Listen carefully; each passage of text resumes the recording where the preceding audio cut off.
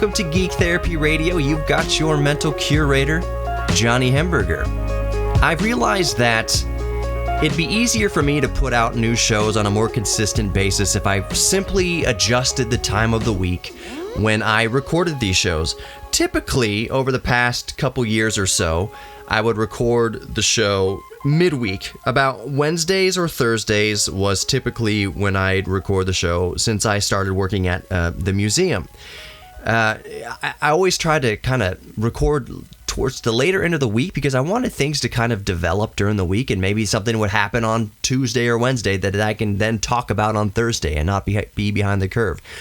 But I realized recently that waiting till later in the week to record a show is not conducive to putting out a show each week. So I'm recording this on a Monday, and I'm going to try to typically, probably going forward, record shows on a Monday because Mondays seem to be my geek free day, my daddy, free day. I'm kind of, it's like the weekend for me almost. It is a work day. I do work. Now, if you're listening from the museum, I'm not saying that I don't do work or anything like that. I'm saying the opposite. I do a lot of work on Monday because Riker is home on Friday, Saturday, Sunday. Things are busy over the weekend. There's no way I can get in here to record a radio show. It takes me about an hour at least to record a 39-minute radio show. But Monday is when Riker goes back to school, things kind of normalize, things are picking up for the week at work, and I'm able to actually do work for the museum, like do video editing, work on projects, work on TikToks, work on whatever videos, work on whatever I need to do on Mondays because now I'm more freed up to do actual work. Things kind of ramp up during the week. I get pulled aside for work. I have to go into the building for work on Tuesdays and Thursdays and things. So Mondays is kind of like where I can actually sit in my studio, sit in the recording studio here, sit in the Geek Cave, the Geek Therapy Radio studio, and actually do real work using, I video edit with DaVinci Resolve 18.5, by the way, public beta. It is awesome. It's gotten so good. The AI text or speech to text for subtitles, finally, without a subscription. I know you've been able to do speech to text in video editing in what am I looking for? Premiere for quite a while, but Premiere is such a subscription-based service that they just kind of nickel and dime you for a lot of stuff. Nothing against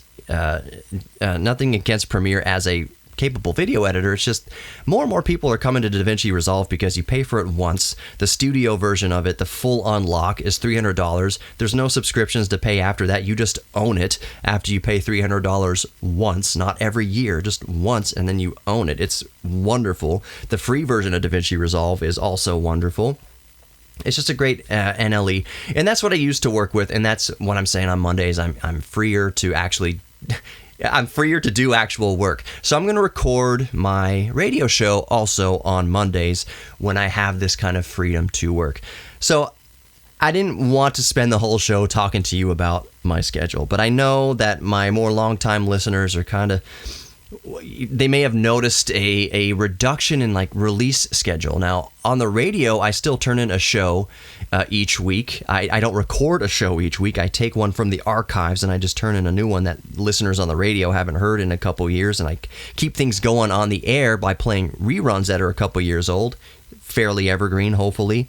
But you'll have noticed, especially my more dedicated listeners, you'll notice that I haven't really been releasing a lot of podcasts each week. And I want to get back to that weekly release schedule because there's tons of fun things that I want to talk about. There's tons of things that happen, things I'm tinkering with, things that I'm doing that I want to tell you about. It just gets so late in the week and I get all tied up with things and I just can't find time to record it.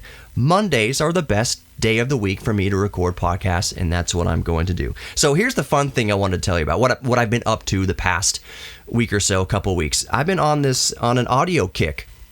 I'll tell you right now, right here in the first segment, that what you are listening to is a brand new microphone. My brand new microphone. I ordered an MXL R144. It's a ribbon microphone.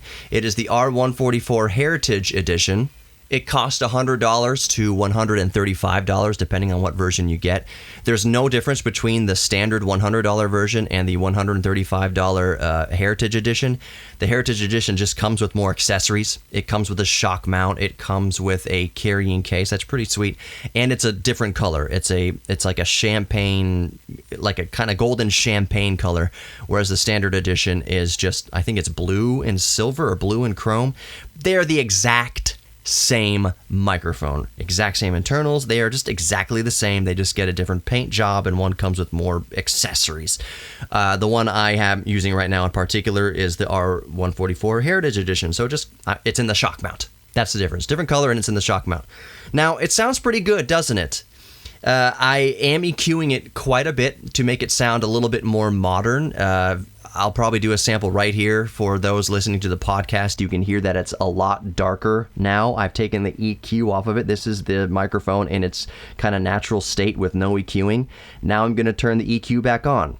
Now you're hearing it EQ'd for a more modern sound. If you're listening on the radio, on the AM radio, you didn't hear any difference there. There's likely that you didn't hear much difference. You might have heard a little bit more kind of low end.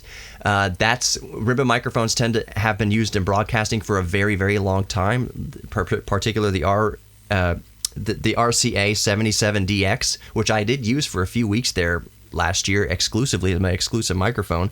The 77DX has been in my family since it was bought brand new in 1954. But ribbon mics used in broadcast because it has that kind of low-end presence, that announcery voice kind of feel to it. But what you're listening to right now is that's $100 MXL R144, and it sounds great. I've EQ'd it to have a more modern sound, which means I've scooped a little bit in the middle for my particular voice. I've actually had to do a bit of gain reduction on the low end to bring down the boominess of the microphone, and then I did quite a bit of boost on the high end to make it a little bit more bright and sound a little bit more modern without being too harsh, hopefully. And then I did all the compression and everything that I usually do. But that's what I want to talk to you about the kind of audio things I've been into. You're listening to Geek Therapy Radio. Don't go anywhere.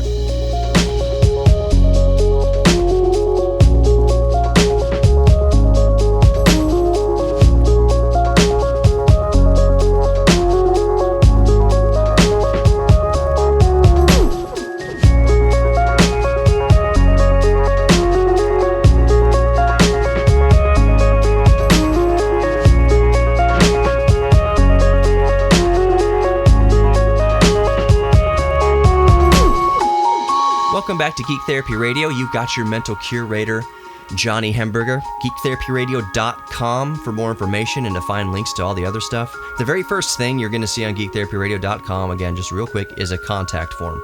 It's just so you can tell me your geek thing. It doesn't sign you up for any newsletter or mailing list, or you're not annoyed by me. It's literally just a way to contact me directly. When you fill out that form and tell me about your geek thing or talk about whatever, I just get a notification in my inbox that it just goes to johnny@geektherapyradio.com, which is my email handle, johnny@geektherapyradio.com. It just tells me, hey, someone submitted a form on your website. That's all it is. It's just that you have contacted me, so it doesn't sign you up or anything. If you want to talk to me about anything, bring up any subjects you might want me to talk about, or I really love to hear about what you're into, like what you're geeking out about currently, or what your favorite hobbies are, whatever whatever you're thinking about at that particular moment. I love to hear it. So geektherapyradio.com is where you can contact me. If you want to email me directly, Johnny, JOHNNY, @geektherapyradio.com. Then you can find me on all the socials, Twitter, Instagram, Facebook, TikTok, YouTube, all that good stuff. If you're listening on the radio, you can find the podcast on your favorite podcast player. Of course, if you're listening on an iHeart station, you can find it in the iHeart Radio app. But no matter what podcast app you use to listen to podcasts, just type in Geek Therapy Radio Podcast, look for the red, white, and black color scheme, and that's me. All right, so here's what I've been geeking out about recently. Audio things. In the last segment, I just told you that you are listening right now, in fact, to my newest microphone. It is a ribbon microphone. I guarantee you, I've said this back when I used to use the RCA 77DX for a few months there. I guarantee you, promise you, that I am probably one of the only, if not the only person on broadcast radio in the country, if not the world, that's most likely using a ribbon microphone.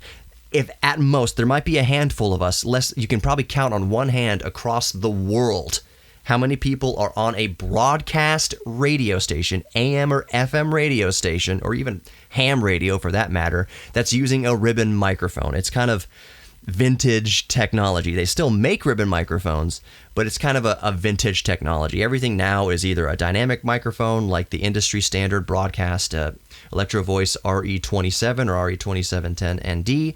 That's what I use typically most of the time. I got mine in my hand right here.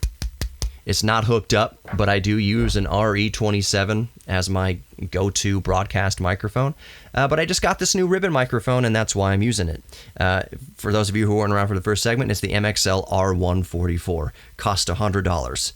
Doesn't sound too bad for $100, does it? I'm EQing it to my voice. I've tailored it to my voice, which leads me into kind of what you should look out for with a ribbon microphone, or at least be aware of when you dabble with a ribbon microphone. First and foremost is that it's a very dark sounding microphone. I did an example of this. I did an example with no EQ back in the first segment, which is why you should grab the podcast to hear what this ribbon microphone sounds like naked. You're not going to hear much difference between the A/B EQing on the AM broadcast radio. So grab the Geek Therapy Radio podcast in your favorite podcast player, go back to the first segment, and I do kind of an A/B test of EQ versus no EQ for the ribbon microphone. Now, the MXL R144, which you're listening to right now, is like any ribbon microphone. By itself, with no EQ, it sounds very dark. It works very well to tame nasally voices. It sounds awesome on brass instruments and string instruments because it tames that kind of upper mid-range of tones to bring it back more kind of in balance naturally. But if you're just kind of talking into it, you're going to notice that it's a very dark sounding microphone versus a typical dynamic or a condenser microphone. Condensers are typically much, much brighter. But yeah, so if you get a ribbon microphone and you start dabbling with it, there's nothing wrong with a microphone. It's just dark by its very nature, which lends itself nicely to certain voices. The other thing you'll notice is that the output's very low. Never, ever, ever, ever put phantom power through a ribbon microphone. That's the rule of thumb, even though modern ribbon microphones like the R144 that I'm talking into right now do have a diode in there to prevent electricity from going back into the element. But as a rule of thumb, you never run phantom power into a ribbon microphone. That said, you'll notice that the output of ribbon microphones tend to be very low, and the preamps that you use, like the USB audio interface preamps, might not have enough gain to really drive the microphone properly just for spoken word. If you're using the microphone as like a room mic or an overhead mic for a drum kit, you probably don't need much gain at all because it's just a loud source. But for just speaking, you're probably going to need some sort of a gain booster. You may have heard of a cloud lifter or any sort of inline gain booster. I don't have a cloud lifter. I have a Dynamite. What is an SEDM1 Dynamite? It's the same thing. You run phantom power to the gain booster, and it gives you like 25 decibels of quote-unquote clean gain. And then you go from there. It adds a little bit of inline gain boosting to the microphone. You might be asking yourself, you're sending phantom power to the gain booster, and the gain booster's plugged into the ribbon microphone. Is that bad? No. No power actually goes out of the gain booster into the microphone. It just takes the level of the microphone into the gain booster. The gain booster itself gets power, and it feeds it into your interface. So just a fair warning, when you get a ribbon microphone, you may want to invest in an inline gain booster. Or you can get what I have been geeking out about, and it's the main heart of this broadcast, of this podcast this week, is a technology and audio recording that has been around for a 3 or 4 years now, a couple years now, and it's gaining popularity, and it is called 32-bit floating point. So when you record into your phone or audio interface or whatever, sometimes it gives you an option. Do you want to record 16-bit or 24-bit? Do you want to record a WAV file that's 44.1 kilohertz, 48 kilohertz, 96 kilohertz, 192 kilohertz, what have you? But what bit rate do you want? And if you're listening to an MP3, for instance, if you're listening to this podcast, actually, if you're listening to this broadcast, it's been digitized before it goes over the air. You're listening to a 16-bit audio file. Right now, whether you're driving around in your car listening to AM radio or you're listening to the pristine podcast version of this has all been transcoded down to 16-bit. I typically record in 24-bit. When I record these shows, I record 24-bit 48K, sometimes 24-bit 96K. When I actually am editing the show, and then it gets quantized down to 16-bit for release, basically. Even if I turned in the show as a 24-bit audio file to the radio station, to KPRC, it would get transcoded, it would get quantized and converted back to a 16-bit MP3. Sorry to shock you. If you're listening to HD radio or you're listening to this streaming version of the radio station, any radio station anywhere, you're listening to quite a low quality, technically, MP3 quantization, transcoding of whatever you're listening to. So yes, it's digital, but it's a 16-bit MP3, 160 kilobytes per second at best. It's usually like 128, but if you're listening to a streaming service of any kind, it's typically 128, 160 maybe. And if you pay for premium versions, like if you paid for premium Spotify, you're paid for premium Apple Music or something like that, I think you can get up to like 224 kilobits per second, 320 kilobits per second. But it's all still 16-bit, I believe. I think Apple will let you go up to 24-bit. You can get lossless and FLAC if you pay for it. But typically what you're listening to is a 16-bit MP3. So what is 32-bit float? I'm going to put it in a way that photographers and videographers can kind of conceptualize it. 32-bit float audio recording is like taking pictures or recording video in a RAW format, meaning that if you are recording a video or taking a picture in a RAW format and you have some clipping in the highlights, things are blown out way too bright. If you're recording as just like a JPEG or an MP4 or whatever, you can't really recover those highlights. You can't bring it back down. You can't recover the clipping. It's just gone forever. That information's gone forever. Not with 32-bit float audio recording. If something clips in 32-bit float audio recording, you can recover it. Let's talk about 32-bit float, what it is, when we come back. You're listening to Geek Therapy Radio. Don't go anywhere.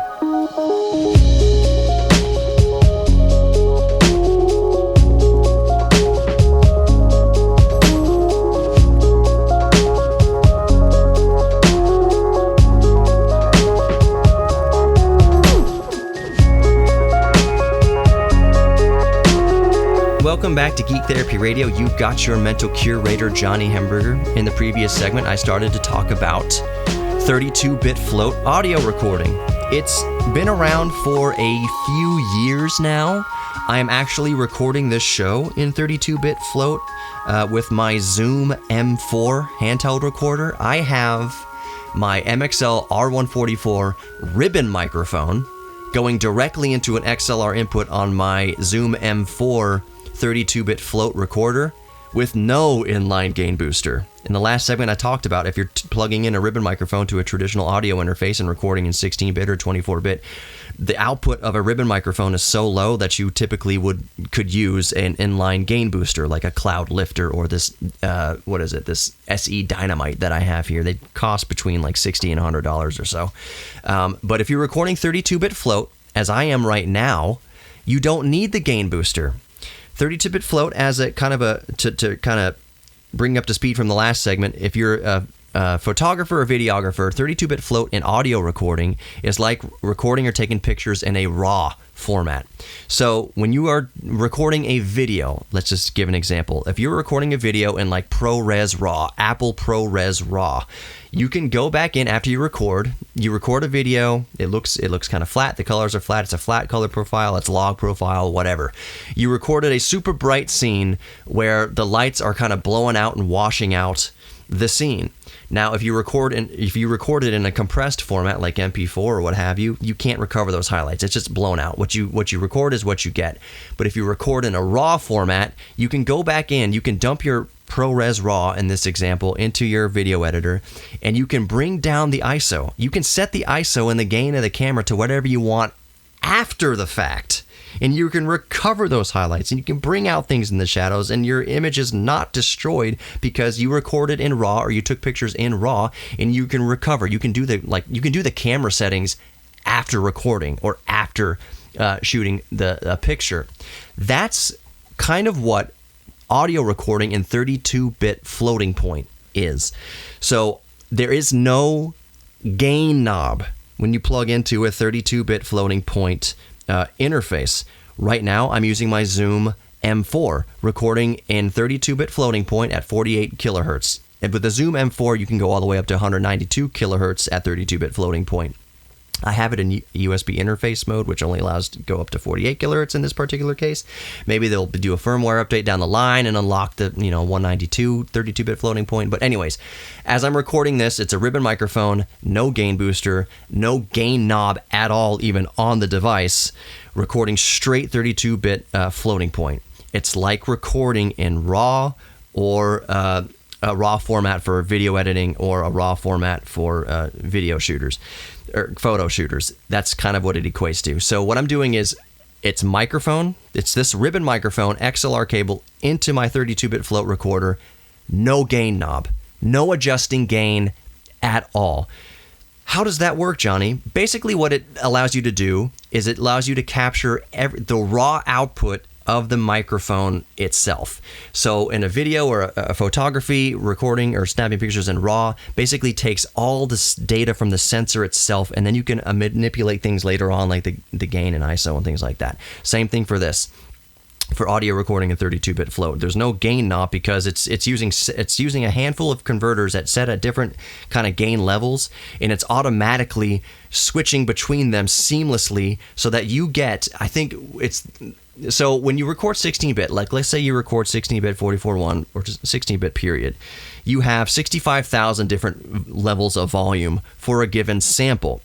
When you record in 24-bit, it's something like 16 million different levels of volume per sample. When you record in 32-bit float, I forget what's the actual word for it? Quintillion to the power of 10. Like it's seemingly infinite amount of volume levels you can have per sample. And the dynamic range of 16-bit is like 96 decibels. So you're listening to a CD and MP3, you have like a 96 dB dynamic range. With 24-bit, it's something like 120 something decibels of dynamic range, which is great. But with 32-bit float, you have like 3,500 of dynamic range. I'm actually going to look it up while I've got the Google here. Range 32-bit float, and we'll see what comes up. The dynamic range of 32-bit float recording is 1,528 decibels. Now, I'll repeat that again. The dynamic range of 32-bit floating point is 1,528 decibels.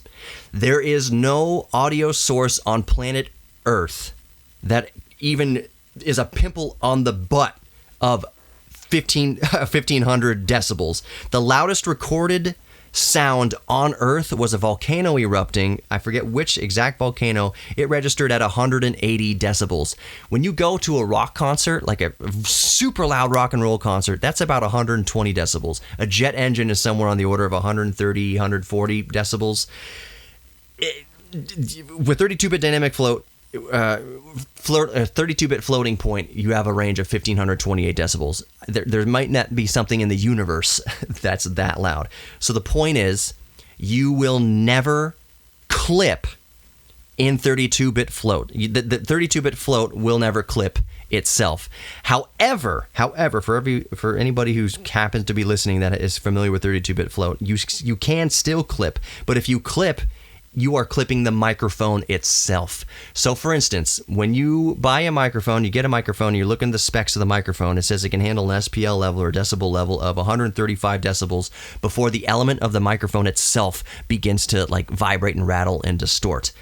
So with 32-bit float, you are getting every decibel that your microphone can produce, and you're capturing all of it. Whatever the audio from whatever source you plug it into, it's capturing every decibel up to 1,528 decibels, which there's not a source on Earth that can get that high. The loudest recorded thing on Earth was 180 decibels. It was a volcano erupting, a volcano exploding. It's absolutely insane.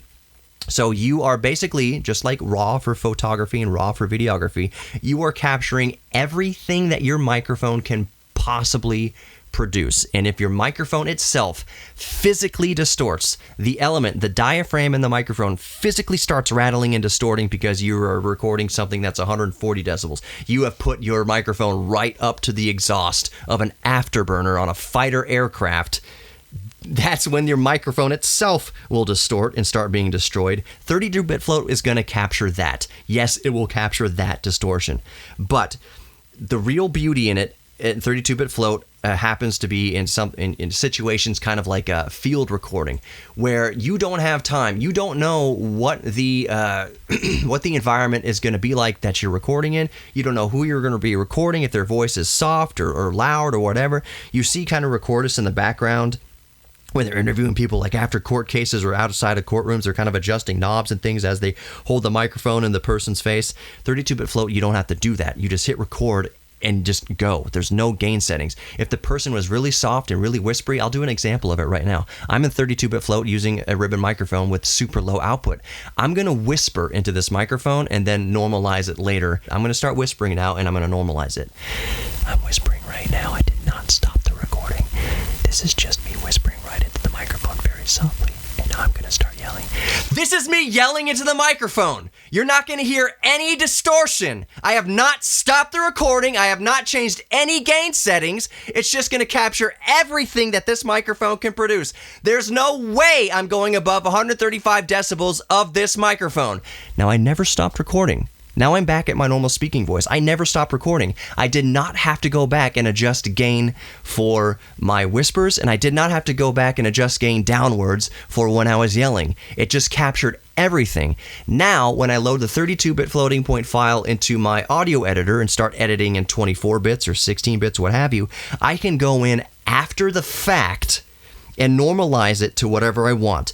The clipping comes down. There's no clipping at all. It's just a pure pristine audio file, all in one take without adjusting any gain. I can go in after the fact and normalize and adjust while I'm editing to bring it within the 16-bit or 24-bit range. It's a beautiful, beautiful thing.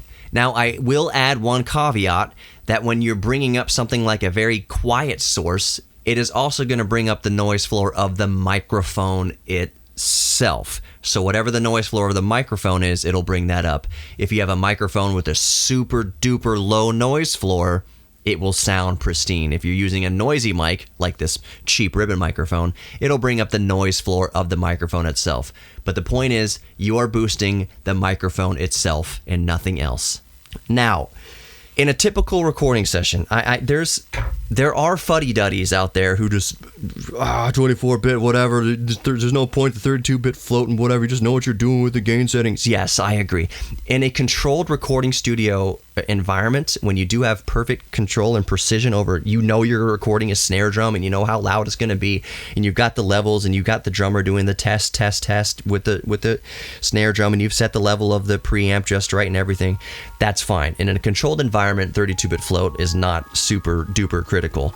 But where it shines is in an uncontrolled environment. Where it shines is if you want to get every possible detail out of a microphone without adjusting any gain at all. 32-bit float is amazing, and that's what I've been geeking out about for the past week or so. You're listening to Geek Therapy Radio. Let's talk about some more geeky stuff coming up. Don't go anywhere.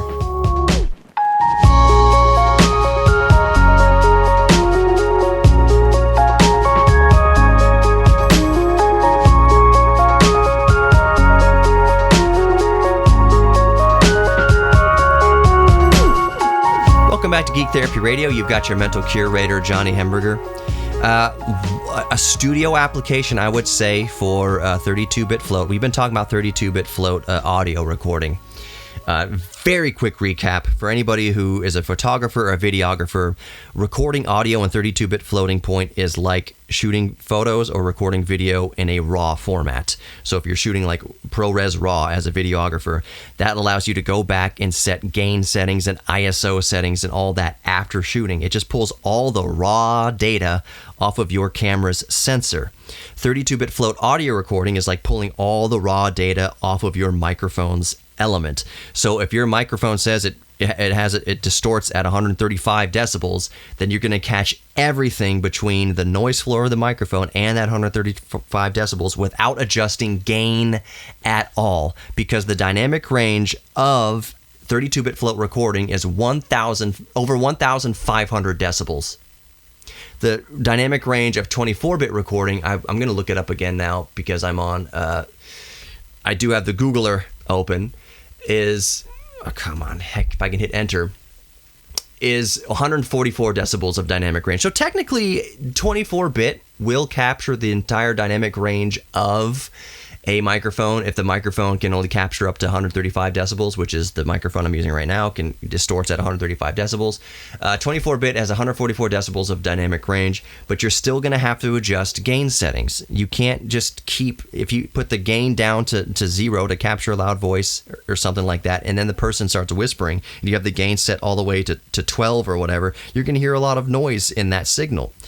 Even with 24-bit, preamps inherently have noise to them. It's not a bad thing. It's just the nature of the analog beast. With 32-bit float, granted, you won't get the characteristics of a nice juicy tube preamp unless you have a tube preamp going into the 32-bit float recorder. But you do have the option, as I described in the last segment, of there's no gain knob. There's no gain stage to set when you record in 32-bit float recording. So if somebody's whispering very softly versus somebody yelling really loudly, there's no gain adjustment to be made. So if you are in an audio editor and you have adjusted your trim, your volume on the track for somebody whispering to bring up their whispers and have the whispers be at a normal level, and then all of a sudden they start talking really loud and they're yelling and it's clipping in there, all you do is you do a little split point before they start yelling, and then you take the yelling part and you normalize it down to whatever you want. Now there's no more clipping. You've brought it down back and within range. Video editors and photographers know what I'm talking about with raw recording. When something's blown out, the highlights are blown out, the scene is way too bright. If you've recorded in raw, you can go back after the fact and pull down those highlights and bring them back to within range so everything's not washed out. So that's what I've been talking about the past segment is 32-bit float recording and how it's amazing. I would recommend that if you are going to buy a ribbon microphone, by the way, if you're just joining us, you're listening to the ribbon microphone this entire time being recorded at 32-bit float into my Zoom M4 recorder. If you are going to buy a ribbon microphone or vintage microphones or things with kind of low output from the mic itself, 32-bit floating point recorder is a godsend because you can capture that low signal and then boost up the gain after the fact with no noise, with no added noise. It's brilliant. It's a brilliant use case scenario. If I had access to a $500,000 Neve console and some awesome like Avalon mic pre's and everything, you don't need to use 32 floating point in that. It's a controlled environment. You can do the sound checks. You can adjust the gain as necessary. 24 bits, 192 recording, whatever. Controlled environment, that's fine. Out in the field or with super low output devices, 32-bit floating point is amazing. But let's move on to other things. The Logitech G Cloud. This is kind of a complete shift into another direction of geekery. For those of you semi-familiar with it, y'all know what the Steam Deck is. I think anybody who's into video games or game consoles or gaming at all has heard about, at least at this point, the Valve Steam Deck. Handheld video game devices, kind of, Nintendo's always done them. Nintendo's always had the Game Boy or the Nintendo DS or the 3DS or even the Switch. Technically switches between a handheld device and a regular gaming console. But over the past Over the past few years, I think several years at this point, there have been a lot of like Chinese companies coming out with handheld gaming devices that people like me, nerds and geeks like me, can do their emulation on. So we can play our old NES games on our Super Nintendo games, our Sega Genesis games, our Dreamcast games, our PlayStation 2 games, whatever. We can play them on these handheld devices. Since the Switch, the handheld devices didn't become super duper popular in the mainstream again until Nintendo Switch. Nintendo released the Nintendo Switch. After that, different manufacturers like Logitech and Valve and even Sony's getting back in, apparently, rumors are that Sony's getting back into the handheld gaming arena. They have started to build their own handheld gaming devices. Valve built the Steam Deck because of the Nintendo Switch. They saw how popular the Nintendo Switch was and that people were getting into handheld gaming again, and they built the Valve, and it's been wildly successful. So other mainstream, there's always been Chinese manufacturers like GPD and whatnot, AYN and those things, making handheld devices kind of to serve the emulation community. But now handheld gaming is getting more mainstream, and that's thanks to the Steam Deck, really. Nintendo made the Switch, kind of sparked that handhelds were a viable thing again, but Steam was like the next manufacturer to really popularize it. And now Logitech, like within the last year as of recording, released the Logitech G Cloud. And it's kind of the redheaded stepchild of handheld gaming. The reviews have been mixed on it, good and bad, and I have one. I saw the Logitech G Cloud on Amazon. They were doing monthly payments for like $30 a month or whatever. It was $300. I'll talk about that in a second, but it was kind of like, you know what? I'll get into it because it's doing a little promotion right now where it makes sense. I would not have dropped $300 just off the bat, in one fell swoop for the thing, but like, $50, whatever. I'll see what this is about. I love it. I really like the Logitech G Cloud. It's got the Snapdragon, I think is a 730G or 720G. It's kind of a processor, an SoC that's a few years old at this point. It was like a global access processor. It was meant for like developing countries that didn't need the Snapdragon 85, didn't need the Snapdragon 855, doesn't need the Snapdragon 8 Gen 1 or 8 Gen 2. It's the Snapdragon 720G or 730G. And it doesn't matter the exact moniker of it. It's not a super duper powerful system on chip. It doesn't have a super powerful GPU. It does have 8 cores. It's not super duper. It has 4 gigabytes of RAM. It's kind of like middle of the road, mid range, whatever. Which is fine, except that Logitech wanted $300 for this. And I agree with that critique. That I'll talk about why I love the Logitech G Cloud, but I do agree that $300 is too expensive, because for like $50 more, you can get a base model Steam Deck that will run Circles. That's an x86 processor that will run Circles, AMD processor, run Circles around the G Cloud and the 720 Snapdragon that's inside the G Cloud. $300 is too much for the G Cloud. The G Cloud would be an absolute banger at $200. It would be a no-brainer at $150. I don't know how they could reach that price point, but at $300, it is too expensive.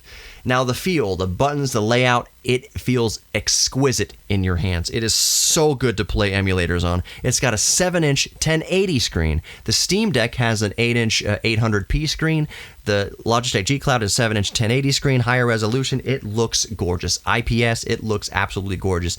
The processor inside there, the Snapdragon 720 or whatever, is powerful enough to run a lot of PS2 games and Wii games. You might have to put on some frame skip for some things, but for instance, I love Gran Turismo 4 for PlayStation 2. It plays beautifully on the Logitech G Cloud. I adore it. It should be cheaper. It should be cheaper. Or if it was $300, it should have a faster processor in there, a better processor. That's my critique. It's just too expensive for the hardware, but the hardware itself is awesome, and I do love it. Thank you for listening to Geek Therapy Radio. You are worthy of love. You're worthy of giving love, you're worthy of receiving love, and you're worthy of your own self-respect. Thank you so much for listening. Please support your local hobby shops. Find out where they are around you and support your local brick and mortar hobby shops, or buy from them online. Anyways, thank you for listening. Talk to you next time.